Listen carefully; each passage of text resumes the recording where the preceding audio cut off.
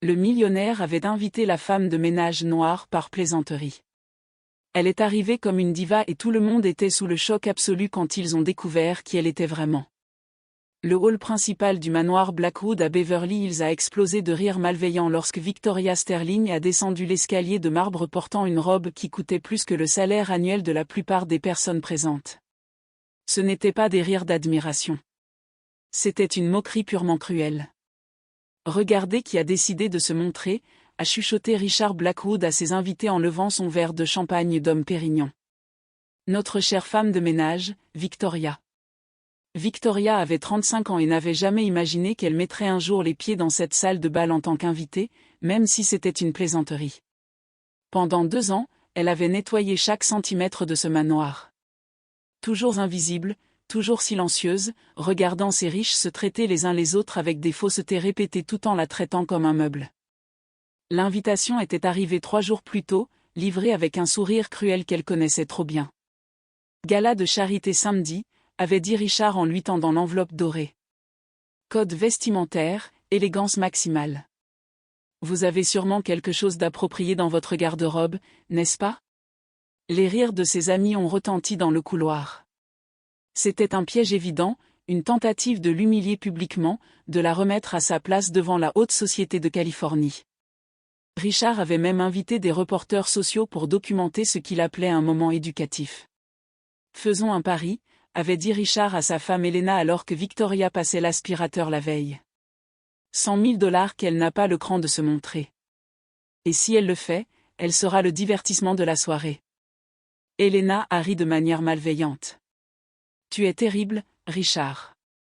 La pauvre chose va probablement se montrer dans quelque chose d'emprunté et se sentir si mal à l'aise qu'elle partira dans les 15 minutes. Mais Richard Blackwood ne savait pas 2 choses fondamentales sur Victoria Tant. Premièrement, elle avait grandi dans des salles comme celle-ci bien avant de devoir les nettoyer pour survivre. Deuxièmement, certaines tempêtes n'anéantissent pas. Elles vous apprennent simplement à danser sous la pluie. Alors qu'elle traversait la salle sous les regards moqueurs, Victoria gardait sa posture droite et son regard serein, comme quelqu'un portant des secrets qui pourraient bouleverser ce monde. Ses pas étaient sûrs, calculés, comme si chaque mouvement faisait partie d'une chorégraphie longuement répétée.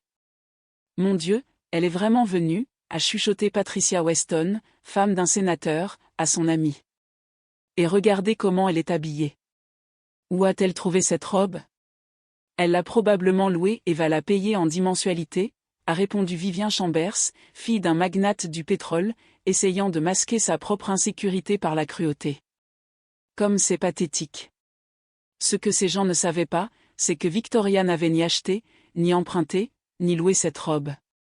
Elle était simplement retournée dans son propre passé pour la récupérer. Un passé que Richard aurait tout fait pour effacer s'il avait su qu'il existait. Richard s'approcha d'elle, la poitrine gonflée d'arrogance, entouré de ses amis milliardaires. Sa confiance était à son comble. Après tout, il avait orchestré cela comme une démonstration publique de pouvoir et de contrôle social. Victoria, quelle agréable surprise. Je n'ai jamais douté que vous viendriez. Après tout, quand une personne comme vous reçoit une invitation à un événement comme celui-ci. Une personne comme moi? Victoria répéta d'une voix calme qui coupa l'air comme de la soie tranchante. Continuez, Richard. Terminez votre phrase. Pendant un moment microscopique, quelque chose dans son ton fit hésiter Richard. Il y avait une fermeté là qui ne correspondait pas à la femme soumise qu'il connaissait dans les couloirs du manoir. Mais l'arrogance reprit rapidement le dessus. Eh bien, vous savez, quelqu'un qui ne fréquente pas normalement ce genre d'environnement. Vous devez vous sentir assez intimidé par toute cette élégance. Victoria sourit.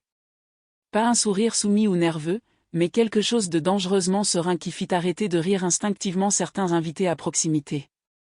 Intimidé, répéta-t-elle doucement, ses yeux rencontrant les siens avec une intensité qui fit reculer Richard sans qu'il s'en rende compte. Non, Richard, je me sens exactement là où j'ai toujours appartenu. Le silence qui suivit ne dura que quelques secondes, mais ce fut suffisant pour que l'atmosphère de la fête change complètement. Il y avait quelque chose dans la façon dont Victoria parlait, bougeait, occupait l'espace, qui défiait toutes les attentes que ces gens avaient sur qui elle devait être. Richard se racla la gorge, essayant de reprendre le contrôle de la situation. Eh bien, j'espère que vous profiterez de la soirée. Je suis sûr que ce sera éducatif pour vous. Oh, je suis sûr que ce sera éducatif pour nous tous, répondit Victoria, son regard balayant lentement le groupe d'invités comme si elle cataloguait chaque visage pour une utilisation future. Si vous aimez cette histoire de rebondissement et de justice, n'oubliez pas de vous abonner à la chaîne, car ce que ces personnes privilégiées ne savaient pas, c'est que Victoria portait avec elle un secret si explosif qu'il transformerait cette nuit d'humiliation prévue en la plus grande leçon sur les préjugés et le fait de sous-estimer les gens que Beverly Hills ait jamais connus. Richard s'amusait plus qu'il ne l'avait imaginé. Victoria n'avait pas fui, embarrassée, comme il l'avait espéré. Elle était restée là avec cette posture étrangement confiante qui commençait à le déranger d'une manière inexplicable. Tout le monde, annonça Richard à haute voix, en tapant une cuillère en argent contre son verre en cristal pour attirer l'attention de tous les invités, je voudrais vous présenter notre invitée spéciale de ce soir, Victoria, notre dévouée femme de ménage.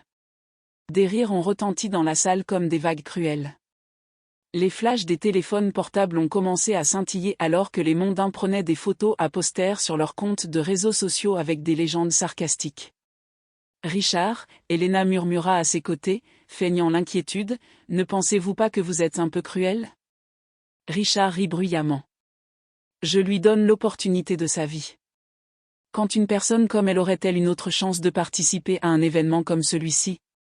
Victoria est restée immobile au centre de la pièce, tous les regards fixés sur elle.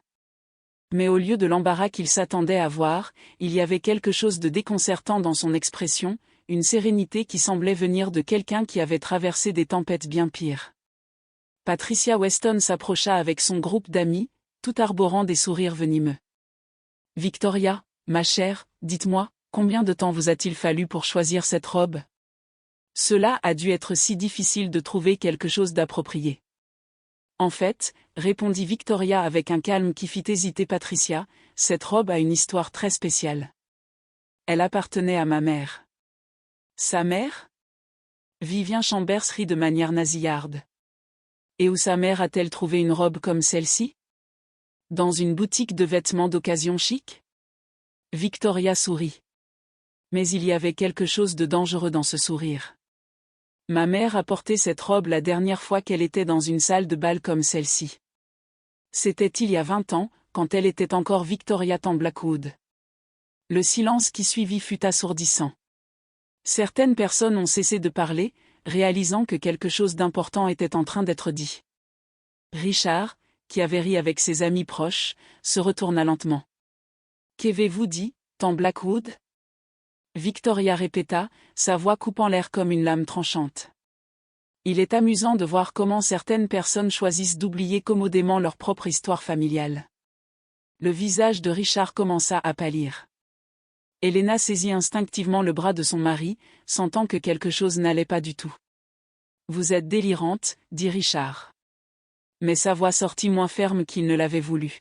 « Je ne sais pas à quel jeu vous jouez, mais ce n'est pas un jeu, Richard. » Victoria fit un pas vers lui et plusieurs invités reculèrent instinctivement. « C'est l'histoire. Notre histoire. L'histoire que vous avez essayé d'effacer quand vous avez décidé qu'il était plus commode de prétendre que certaines personnes de notre famille n'avaient jamais existé. » Les caméras des téléphones portables continuaient à enregistrer, mais maintenant pour une raison complètement différente. Des chuchotements commencèrent à se répandre dans la pièce comme une traînée de poudre. Elena tira Richard par le bras. « De quoi parle-t-elle ? » « Elle ment, » répondit Richard, mais ses mains tremblaient légèrement. « C'est une employée dérangée qui cherche à attirer l'attention. » Victoria fouilla dans son petit sac et en sortit un objet qui fit halter plusieurs invités. C'était une bague, pas n'importe quelle bague, mais la bague de fiançailles traditionnelle de la famille Blackwood, gravée d'un blason familial et ornée du saphir bleu distinctif qui se transmettait de génération en génération. Cette bague, dit Victoria en la tenant haute pour que tous puissent la voir, a été donnée à ma mère par son père, Henry Blackwood. Mon grand-père, l'homme dont vous avez dit à vos enfants qu'il était mort sans héritier. Richard était maintenant visiblement secoué. Où avez-vous trouvé cela ? Comment osez-vous voler ? Victoria rit, mais il n'y avait aucun humour dans ce son. Richard, on ne peut pas voler quelque chose qui nous appartient de droit par naissance. Patricia Weston, qui avait observé la scène bouche bée, chuchota à son ami, « Mon Dieu, pensez-vous qu'elle dise la vérité ?» « Impossible, » murmura Vivien, mais sa voix ne semblait plus si confiante. Richard nous aurait dit s'il avait une cousine. Victoria entendit le chuchotement et se tourna vers elle.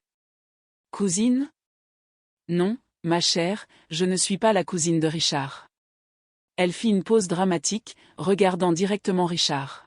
« Je suis sa demi-sœur. » La salle explosa en murmures et exclamations étouffées. Richard avait l'air d'avoir été frappé par la foudre. « C'est ridicule, » cria-t-il, mais sa voix se brisa. « Mon père n'aurait jamais. Vous inventez cela. Henry Blackwood a eu une liaison avec ma mère, Isabella, pendant 5 ans, continua Victoria sans relâche. Elle était la professeure de piano de la famille. Quand elle a découvert qu'elle était enceinte de moi, votre père a promis de prendre soin de nous et il a tenu sa promesse jusqu'à sa mort. » Helena avait maintenant une main sur sa bouche, regardant tour à tour Victoria et Richard comme si elle assistait à un accident de voiture au ralenti. « Vous, Victoria, » dit-elle en pointant directement Richard, « avez décidé qu'il serait plus facile de prétendre que nous n'avions jamais existé. Vous avez coupé notre allocation, vendu la maison que votre père avait achetée pour ma mère et nous avez laissés dans une pauvreté absolue. » « Je n'avais aucune obligation, » commença Richard. Mais Victoria l'interrompit. « Vous n'aviez aucune obligation de prendre soin de la famille de votre père. Philosophie intéressante, considérant que vous avez hérité de 100% d'une fortune qui aurait dû être divisée entre nous. » Le poids des mots de Victoria commençait lentement à s'imprégner dans l'esprit des invités. Plusieurs commencèrent à s'éloigner de Richard, comme si la proximité physique pouvait les contaminer avec un scandale. « Prouvez-le, » dit Richard, désespéré. « N'importe qui peut inventer une histoire et sortir une bague. » Victoria sourit à nouveau et cette fois, il y avait quelque chose de prédateur dans son expression. « Oh, Richard, pensez-vous vraiment que je suis venue ici sans preuve ?» Elle prit son téléphone et fit signe à quelqu'un près de l'entrée. « Ils peuvent entrer maintenant. » Chaque nouvelle humiliation de Richard ne faisait qu'alimenter quelque chose en Victoria qu'il ne pouvait pas comprendre. Une force silencieuse qui grandissait en proportion directe de l'injustice qu'il avait essayé de lui imposer. Ce que ces personnes privilégiées ne savaient pas, c'est que chaque acte de mépris écrivait sa propre sentence. Et Victoria avait passé 20 ans à apprendre exactement comment récupérer chaque centime d'une dette qui transcendait l'argent. 3 personnes sont entrées dans la salle à ce moment-là, changeant à jamais la vie de tout ce présent. La première était Diane Morrison, la journaliste d'investigation la plus respectée de Beverly Hills. La seconde était David Chain, un avocat spécialisé dans le droit des successions. La troisième fit vaciller Richard Blackwood comme s'il avait reçu un coup de poing dans l'estomac. « Docteur Hamilton » murmura Helena, reconnaissant le médecin privé de la famille. « Que faites-vous ici ?» Le docteur Hamilton, qui avait soigné Henry Blackwood pendant les dernières années de sa vie, marcha vers le centre de la pièce. Ses mains tremblaient, mais sa voix était ferme. « Il y a 20 ans, on m'a forcé à signer un certificat de décès falsifié. Henry Blackwood n'est pas mort de cause naturelle. Il a été lentement empoisonné à l'arsenic sur une période de plusieurs mois. » La salle éclata en cris étouffés. Diane Morrison leva la main. « Veuillez éloigner vos téléphones. Il s'agit d'une confession officielle enregistrée à des fins légales. » Richard était visiblement désespéré, en sueur. « Vous êtes fou, Hamilton. Mon père est mort de problèmes cardiaques. Votre père a découvert l'argent que vous détourniez de l'entreprise depuis des années, » continua impitoyablement le docteur Hamilton. « Il avait changé son testament pour inclure Victoria et était sur le point de vous dénoncer à la police quand il a commencé à présenter des symptômes étranges. » Victoria resta silencieuse, des larmes de soulagement dans les yeux. Enfin, après 20 ans, quelqu'un disait la vérité. David Chain ouvrit sa mallette et en sortit un document officiel. Cet échantillon de sang a été testé la semaine dernière par un laboratoire indépendant. Les niveaux d'arsenic étaient mortels.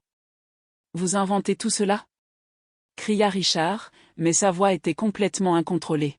« C'est un complot pour me ruiner. » Diane Morrison s'avança. Monsieur Blackwood, j'ai des transcriptions de 5 conversations que vous avez eues avec le docteur Hamilton entre 2003 et 2004, où vous le menaciez de ruiner sa carrière professionnelle. Victoria parla enfin, sa voix coupant à travers le chaos comme un couteau. Richard, vous n'avez pas seulement tué notre père. Vous avez volé 20 ans de ma vie. Je n'ai tué personne, Richard pointa son doigt dans toutes les directions. Vous mentez tous. Alors expliquez ceci, dit Victoria en connectant son téléphone au système sonore du manoir. Un enregistrement commença à jouer. La voix de Richard était incontestable. Hamilton, vous allez garder le silence sur tout ce que vous avez trouvé de bizarre dans le sang du vieux. Si vous ouvrez la bouche, je vous garantis que vous ne travaillerez plus jamais comme médecin. Et quant à cette femme et sa fille bâtarde, elles devront se débrouiller seules. Le silence qui suivit fut absolu. Même les personnes qui avaient défendu Richard l'évitaient maintenant comme s'il était radioactif. Helena regarda son mari avec horreur. Richard, vous avez vraiment fait cela ? 20 ans, Victoria hurla, sa contenance se brisant momentanément. 20 ans à nettoyer le sang de mon propre père des mains de son meurtrier. Victoria prit une profonde inspiration et retrouva son calme mortel. Vous voulez savoir comment j'ai obtenu toutes ces preuves ? Je ne suis pas venu travailler ici par accident. J'ai postulé spécifiquement pour ce poste. J'ai passé 2 ans à me préparer, à accéder à la maison, à recueillir des preuves. Richard essaya une dernière manœuvre désespérée. Même si tout cela est vrai, cela ne change rien. L'héritage a été distribué il y a des années. David Chin sourit pour la première fois. En fait, Monsieur Blackwood, lorsqu'il y a des preuves de meurtre, tous les actifs peuvent être redistribués selon le testament original, et nous avons une copie du véritable testament de Henry Blackwood. Victoria s'approcha de Richard, qui était adossé au mur comme un animal acculé. Savez-vous quelle a été ma plus grande erreur, Richard ? C'était de croire que vous changeriez de vous-même. S'il vous plaît, Richard, murmura-t-il, toute arrogance évaporée. Helena, les enfants, cela va détruire notre famille. Vous avez détruit notre famille au moment où vous avez choisi l'argent plutôt que la justice. Richard s'effondra dans un fauteuil, complètement vaincu. Sa transformation d'un millionnaire arrogant en criminel exposé avait pris moins de 2 heures. Victoria regarda Richard une dernière fois. Il était brisé. Mais ce n'était que le début. Ce que Richard ne réalisait pas et découvrirait de la pire des manières dans les heures à venir, c'est que Victoria avait passé des années à recueillir des preuves non seulement sur la mort de son père, mais aussi sur tous les crimes financiers, le chantage et la corruption qu'il avait commis au fil des décennies, tissant un filet de justice si méticuleux que sa chute serait spectaculairement complète. Les 2 heures suivantes transformèrent le gala le plus exclusif de Beverly Hills en le plus grand scandale que la haute société californienne ait jamais connu en direct. Richard était maintenant assis par terre dans la salle de bal, le dos contre le mur, regardant toute sa vie se dérouler en temps réel. Diane Morrison avait connecté son ordinateur portable au système de projection du manoir et des documents, des photos et des enregistrements apparaissaient sur l'écran géant pour que tous les invités puissent les voir. Voici un virement bancaire de $200 000 du compte personnel de Richard Blackwood au Dr Hamilton, daté de 3 jours après la mort de Henry Blackwood, narra Diane alors que l'image apparaissait à l'écran. La note sur le virement dit « Le silence est d'or ».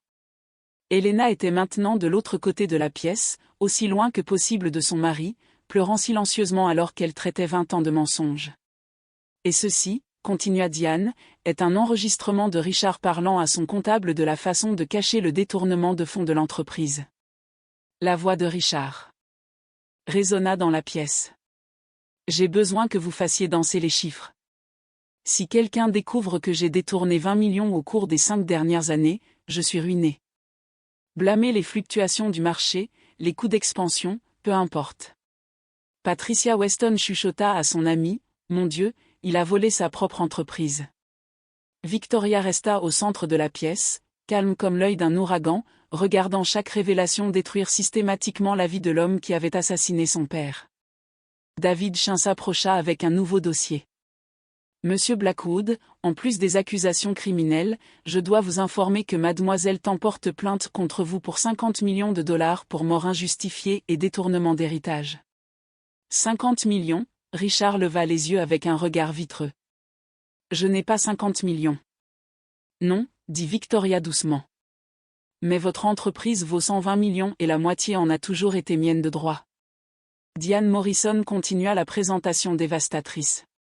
Nous avons également des preuves que Richard a fait chanter au moins 5 politiciens locaux, soudoyer 3 juges et détourner des fonds de charité vers des comptes personnels. Chaque nouvelle révélation arrachait des cris d'horreur aux invités. Des personnes qui étaient arrivées en tant qu'amis de Richard s'éloignaient maintenant comme s'il était radioactif. Victoria, dit Richard d'une voix brisée. S'il vous plaît, vous avez obtenu ce que vous vouliez. Arrêtez cela. Victoria fit un pas en avant et s'agenouilla devant lui, le regardant directement dans les yeux. Richard, vous avez tué notre père. Vous avez volé ma famille, mon héritage, ma dignité. Vous m'avez fait nettoyer son sang de vos mains pendant 2 ans. Je peux me rattraper, murmura-t-il désespérément. Il n'y a pas de rattrapage pour 20 ans d'injustice, répondit Victoria avec un calme entend. Mais il y a des conséquences. Le téléphone d'Elena sonna. C'était l'un de leurs enfants qui appelait de l'université. Maman, est-ce que tout va bien? Est-ce qu'ils disent sur Internet que papa est un meurtrier? Elena regarda Richard avec un dégoût absolu. Ses propres enfants découvrent quel genre de monstre vous êtes sur les réseaux sociaux. Richard essaya de se lever, mais ses jambes flanchèrent. Elena, s'il te plaît. Les enfants. Non, Elena hurla, faisant taire toute la pièce. Ne mentionnez pas nos enfants. Vous les avez couverts de honte pour toujours. Le docteur Hamilton s'approcha de Victoria. Mademoiselle Tan, je dois vous informer que j'ai déjà contacté la police. Richard sera arrêté plus tard dans la journée pour meurtre. Victoria demanda, meurtre, fraude, chantage, évasion fiscale? Il passera le reste de sa vie en prison. Victoria se tourna vers les invités qui la regardaient avec un mélange d'admiration et de terreur. Je veux que tout le monde comprenne une chose. Je n'ai pas fait cela pour me venger. Je l'ai fait pour la justice, pour toutes les personnes qui ont été piétinées par des hommes comme Richard Blackwood. Patricia Weston s'approcha hésitamment. Victoria, nous sommes vraiment désolés. Nous ne savions pas. Vous saviez que j'étais traitée comme un sous-homme, répondit fermement Victoria. Vous avez ri. Vous avez participé. La seule différence, c'est que maintenant vous savez que j'ai plus d'argent que vous. Le son des sirènes commença à résonner à l'extérieur. La police était arrivée.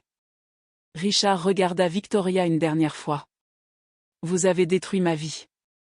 Non, dit Victoria en se levant avec toute sa dignité. Vous avez détruit votre propre vie au moment où vous avez choisi le mal. Je me suis juste assuré que la vérité éclate. Alors que les policiers entraient pour arrêter Richard, Victoria sortit sur le balcon. Dehors, des dizaines de reporters attendaient. Des caméras de télévision, des photographes, des journalistes. L'histoire s'était déjà répandue. Elena s'approcha d'elle sur le balcon. Victoria, je ne savais vraiment rien. Je sais, dit doucement Victoria. Vous étiez aussi une victime des siennes. Que va-t-il se passer maintenant? Victoria regarda la ville scintillante en contrebas. Maintenant, Elena, la justice sera enfin rendue et peut-être que Beverly Hills apprendra que la classe n'a rien à voir avec un compte en banque. Alors que Richard était emmené menotté par la police, passant par le même hall où il avait essayé de l'humilier quelques heures plus tôt, Victoria ressentit quelque chose qu'elle n'avait pas ressenti depuis 20 ans, la paix.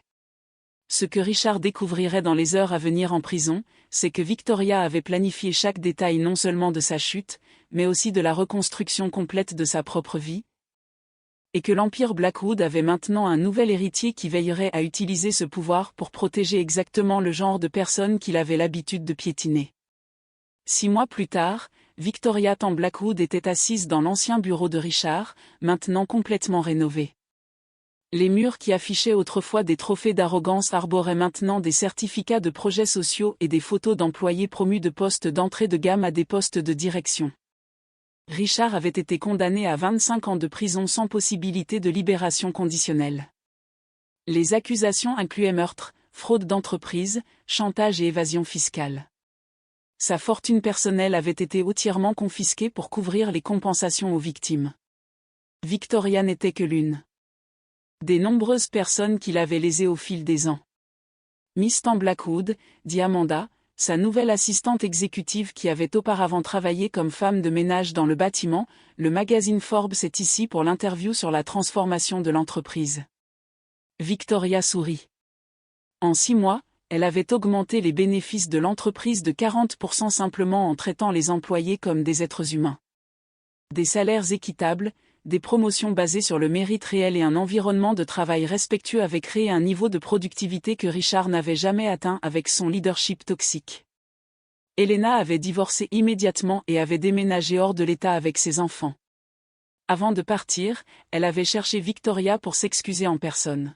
« Vous auriez pu nous détruire complètement, mais vous avez choisi de protéger mes enfants. Je n'oublierai jamais votre générosité. » Les enfants ne paient pas pour les péchés de leurs parents, avait répondu Victoria. Ils méritent la chance d'être de meilleures personnes qu'ils ne l'étaient. Le docteur Hamilton travaillait maintenant comme consultant médical pour l'entreprise, offrant des soins gratuits à tous les employés. Je n'aurais jamais pensé avoir le courage de faire ce qui est juste, avait-il dit à Victoria lors d'une réunion. Vous m'avez appris qu'il n'est jamais trop tard pour retrouver notre dignité. Patricia Weston et Vivian Chambers avaient essayé de contacter Victoria dans les semaines suivant le scandale, mais elle les avait tenus à une distance polie. Vous avez ri de moi quand vous me voyez comme inférieure. Maintenant, vous voulez mon amitié parce que vous avez découvert mon compte en banque. Cela en dit long sur vous. L'histoire de Victoria était devenue virale dans le monde entier. Elle avait reçu des invitations pour parler dans des universités sur le leadership et la justice sociale, mais elle préférait se concentrer sur le travail réel. « Je ne veux pas être célèbre pour avoir souffert », avait-elle expliqué lors d'une rare interview.